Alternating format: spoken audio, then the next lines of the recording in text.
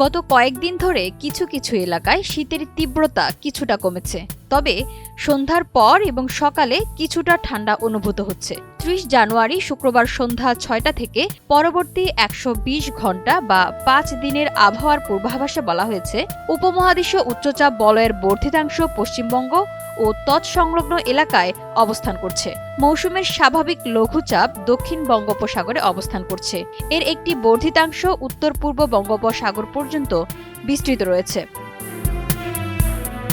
এই অবস্থায় ৩০ জানুয়ারি শুক্রবার সন্ধ্যা ৬টা থেকে পরবর্তী ২৪ ঘণ্টায় অস্থায়ীভাবে আংশিক মেঘলা আকাশ সহ সারা দেশের আবহাওয়া শুষ্ক থাকতে পারে।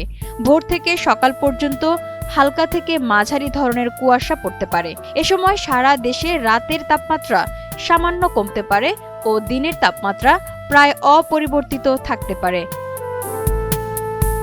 ৩১ জানুয়ারি শনিবার সন্ধ্যা ৬টা থেকে পরবর্তী ২৪ ঘণ্টায় সারা দেশের আবহাওয়া শুষ্ক থাকতে পারে। এই দিনও ভোর থেকে সকাল পর্যন্ত সারা দেশের কোথাও কোথাও হালকা থেকে মাঝারি ধরনের কুয়াশা পড়তে পারে। সারা দেশে রাতের তাপমাত্রা সামান্য কমতে পারে ও দিনের তাপমাত্রা প্রায় অপরিবর্তিত থাকতে পারে।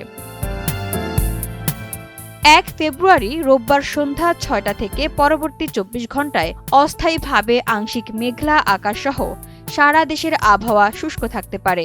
মধ্যরাত থেকে সকাল পর্যন্ত কোথাও কোথাও হালকা থেকে মাঝারি কুয়াশা পড়তে পারে। সারা দেশে রাতের তাপমাত্রা প্রায় অপরিবর্তিত থাকতে পারে এবং দিনের তাপমাত্রা সামান্য কমতে পারে।